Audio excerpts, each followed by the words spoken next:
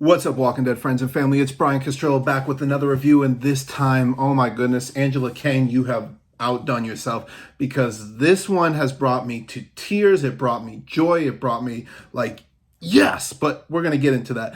But this was called The Rotten Core, and absolutely love this episode. And I really liked it from the start when, well, first you see Lance and Toby Carlson. They're kind of talking on the walkie. And then you see, Maggie, Aaron, Elijah, and Lydia, and they're walking through the hall. And the way it goes into the Walking Dead theme was just absolutely perfect. It got me pumped. So right from the get-go, I was ready to go. And Jesus Christ, oh my goodness, this episode was fantastic. But excuse my language, but wow, I was just absolutely blown away. And then there's this moment, and you switch off to Daryl and Rosita, and they're in a police station, and this is funny because Rosita just said, you just lived up to that stereotype, and he's got a donut in his hand, he's eating it, and of course that brings me back to when Daryl, he said he used to be a cop in a former life, before the apocalypse, but of course he was messing around. We may never know what he used to be, but it's funny, like everything coming through. And then, kind of an interesting scene, Sebastian's like kind of bragging to some of the other guards that are there, and he's bragging about how good he was with the Rotters, and how like when Rotter's around, he's just so calm and everything. And he goes, as Daryl walks by, he's like, "Yeah, you've seen that, right?" And Daryl's like, "Yeah." And of course, you see I don't think Sebastian really cared for that, but then Negan and Rosita, not Negan and Rosita, I'm sorry. Daryl and Rosita were told to, play in. They had their jobs to do, but they ended up getting chosen. Like two other guards come out, and they're saying that, they're on a new mission. There's a swarm that they have to go attend to. And so you got Daryl and Rosita. There's two other guards and Sebastian. And this is where you're really getting. And first of all, Teo Rap Olsen has been phenomenal. What a brilliant casting. And I mean, seeing him on Talking Dead, seeing him on the show, he is absolutely fantastic. And one of the best villains in the entire series. I love what Teo Rap Olsen has brought to Sebastian. I have said that we're going to hate him more than King Joffrey, and he's right, and I'm right. But my goodness, Teo Rap Olsen has been amazing. Just wow. But he basically threatens Judith, RJ and Coco, and even mentions how, the young one, RJ, has jumped up two grades. So we're getting a little hint that, this RJ is actually really smart, which is really cool. And so they're looking over, this fought by this big building, and you see all the walkers surrounding, and it kind of brought me back to Herschel's farm. And I'm thinking like what it would be like if, everything didn't burn down, you got the walkers still around. But it just the look of it had made me think back to Herschel's farm.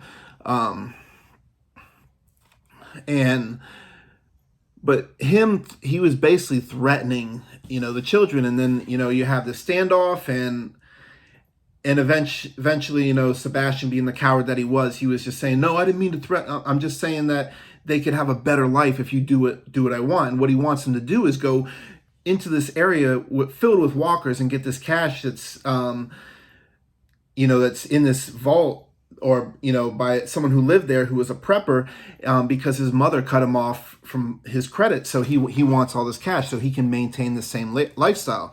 And, Daryl wasn't all about it, but when she threatened, the kids, I mean, that's Big Papa Bear, and he was pissed off. So, they go through this, through these walkers. They got the blood, throw back to season 1. I mean, when they were putting the blood on everything, that's how far this has been. And they're going through this house to get this cash. And, they're walking through the walkers. They get through. Daryl is, he's going through the house with Rosita, and they come across where someone's locked up, and it's this woman, April. And what's interesting about that is April was on that list that was slid under Connie and Kelly's door. So what we learn about what's about to happen is is this is what happened to some of those people on the list, at least some of them. We don't know about all of them, but what we find out happened is that this group that was sent out by Sebastian was actually there to get the cash again, and they had all died. And so Daryl goes to turn on the power, and Rosita's, staying with him, so staying with her so she can open the door with the code that was given by Sebastian. Daryl was stuck there. He had to fight off these walkers while he's doing this. He ends up losing his armor in the progress. And they eventually, they're trying to get this cash out, and then the alarm goes off, and the walkers are starting to come in the house, and all of a sudden you hear these guns blazing, and it's actually Mercer who saved them with Carol, because earlier on, right before Daryl and Rosita were assigned this, you see Carol walking up, and there's they want to meet, and Carol says, "Well, meet me up at noon," and Daryl's like, "It's a date," and because Daryl didn't show up, Carol knows that something was up, so she went and got Mercer. And then, they're trying to get out, but April, what she's carrying gets stuck in a walker. She ends up dying in the progress, but they get out. But Mercer learns of what Sebastian, has done. And then they're like, I'm going to kind of stick with, there's a couple scenes going on, but I'm going to stick with the different scenes and kind of see them through first. And so there's also, after Mercer gets up to, where the other two guards were staying there, because they were basically cowards, but Sebastian was saying they couldn't use the guns or whatever, but Mercer basically shoots them both in the head, and then instructs Daryl that you need to basically still pay him, because that's not a fight you really want right now. Basically tell him to toe the line. Now we got in where we left off, where Toby Carlson was, and of course you got Maggie, Aaron, Elijah, and Lydia, and then you got the group that was there that was with Negan.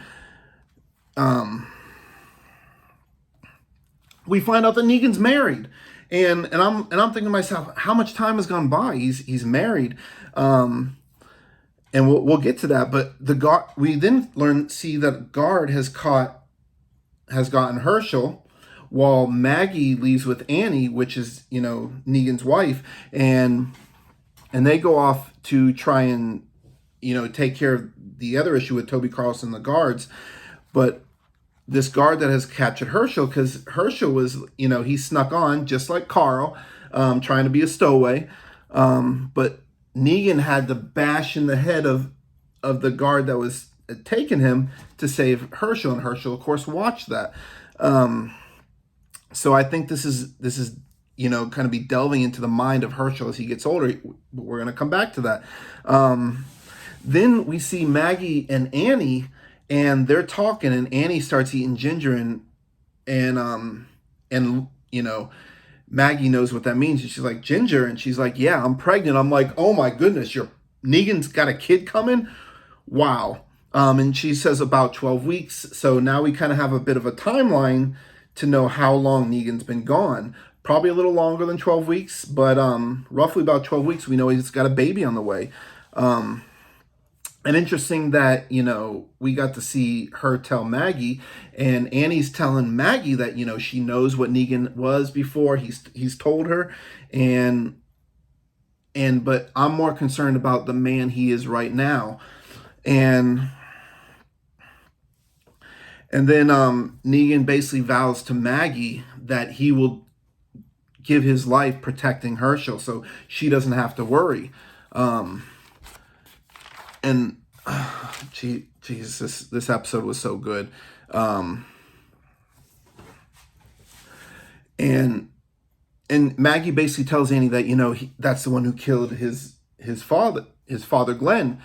And Annie goes on to say, we've all done things in the apocalypse. I've done, and I'm not proud of it. And Negan is she's basically saying he's a better man now. He's not the same guy that he used to be. And you had to do things to survive.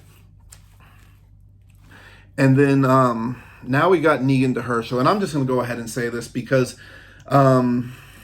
Kean Michael Spiller and Jeffrey Dean Morgan, without a doubt, are my, as good as everybody else was in this episode, Kean Michael Spiller and Jeffrey Dean Morgan are my MVPs because this scene right here was so powerful.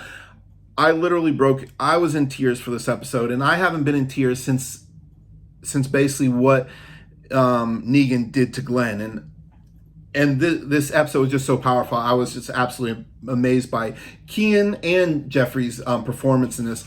But Herschel is talking to Negan, and Lydia's, listening in, and she said, "My mom told me to stay away from you. Why doesn't she like you?" And Negan is basically saying, "Your mom's a smart lady," and he goes, "Are you a bad man? Keep in mind what Maggie told him, that a bad man killed her father." And Negan saying, "Yes, I was a bad man." And Herschel's like, so you basically figures it out that he's the one who killed his father, points a gun at him, and Negan's basically admitting, maybe I deserve to die, but all these people here right now, they don't. And by you shooting me, you're going to alert the guards to them. And this whole conversation, I was in tears. I was welling up. Incredible, one of the best scenes in the entire series. My goodness, just a powerful. I cannot say enough about the scene. I was blown away. And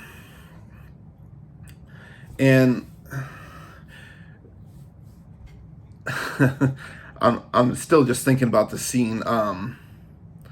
But then we come back to Maggie and Annie, and they hear Toby Carlson coming through. They shoot somebody who's begging for his life, and they hear that basically says, if we don't find them, burn them to the ground.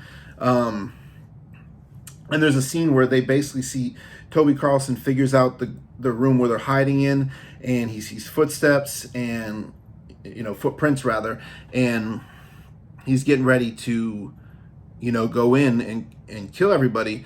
But then he hears Father Gabriel and Aaron up on the roof, and he goes up to there to confront them. He's got his guards behind them, and he has them drop their weapons. Gee, wow, just this scene right here. Toby had just contacted Lance, and here comes he's basically you're going against me. He's threatening them, and then all of a sudden you see like Elijah walking behind. He's like doing the stealthy ninja thing, and he comes in and slashes every single one of the guards that's with him. And Toby Carson's still confident. He's like, I'm not worried about, but he's starting to get worried. Then all of a sudden, the look on his face when Maggie walks through the door with Annie, and he knows he's done fucked up. And again, excuse my language, but I'm just blown away by this episode. And then Aaron shoots him 4 times in the chest. He falls off, and Aaron's going down a dark path, and this could lead to his demise later on. It could be he could get Dwight or Rick's death.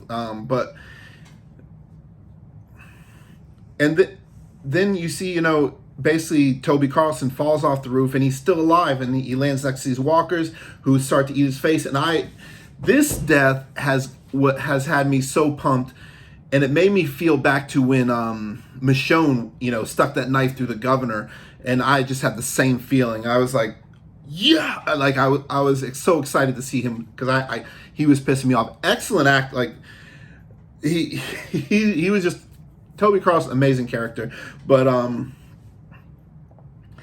played by Jason Butler Harner, and just fantastic portrayal of him. But I was just so excited to see him go down. But I want to go back to the scene where Rosita, Daryl, and Carol Mercer, and they go up, and Mercer shoots those 2 guards that were there for Sebastian, and the look on Carol's face, she realizes that, and Carol's so smart. I love Melissa McBride, but she's starting to realize that Mercer is an actual true ally, but understands he has to play the game. Now, and then Lance and then towards the end we see Lance. He's calling Toby, but no one's answering. And Carol comes in the door, and this is a really interesting situation. And kind of the key moment is basically Carol, of course, being smart, but Toby is, and not Toby, Lance is saying to her that, you understand that certain things have to be, done, so, society stays in order, and Carol's playing along, but this is the moment where she realizes that Lance is a piece of shit, because she realized that he was kind of behind the whole Sebastian just, sending people out there to get killed just for money. And the look on Carol's face, again, 2 moments look on Carol's face where she's learning stuff. And as she's walking away, if looks could kill, and they may later on. Then we got this other scene where Negan's talking to Herschel, and I wouldn't say I hated Negan for this moment, but it just kind of took me aback. And I understand why he did it, but I was like, well played. He basically tells Herschel that I understand we have unfinished business, but I want you to do is go back with your mom, take care of her, and then when you're a little bit older, you come back and find me and grow up a little bit, and we're gonna settle this. And I was like, wow. And then just kind of looks on Negan's face. Seriously, Jeffrey Dean Morgan and Keegan-Michael Spiller are phenomenal. I cannot say enough about them. And then at the end, we see, and then Maggie's like, looks at him, because this happened just right after, and she said, "What did he say to you?"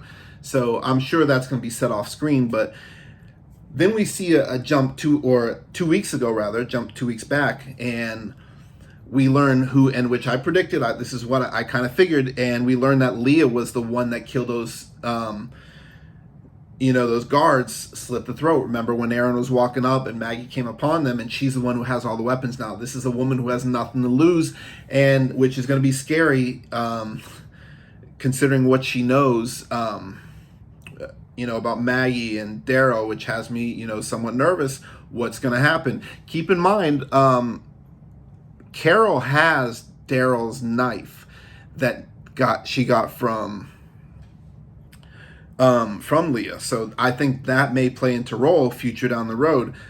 But again, absolutely love this episode. It brought me back feelings that I have.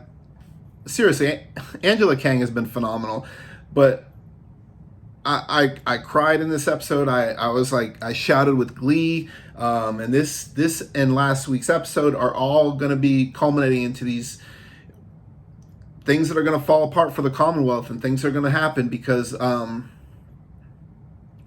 Mercer realizes what Sebastian is, but he's playing the game, and that's what he's telling Daryl. I can see he's doing what has to be done. But wow, what did you guys think about this episode? Let me know. Were you crying when Jeffrey Dean Morgan and Keegan-Michael Spiller were, that conversation with Herschel and Negan?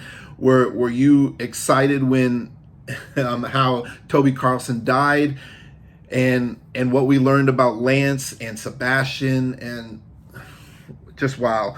But yeah, I love this episode. Fantastic job by everybody involved in the episode. The writing, phenomenal episode. And just like every one of my reviews, I give a shout out, and this is no different. This is a big shout out to Rachel Burt. She is the co-host of the Squawking Dead. She has got phenomenal knowledge. She's done a lot of things, but her links are down below. Check out her pages. Give her a follow. You're gonna love what she does, her work. And right now, she's actually making shoes, Walking Dead shoes. Check them out. The links are gonna be in there. Check out the shoes she's making. And some of her artwork that you'll absolutely love it. As always, thank you for watching. I love you guys. If you enjoyed the video, hit that like. If you haven't already subscribed, please do. Thanks for watching. Love you guys. See you next week.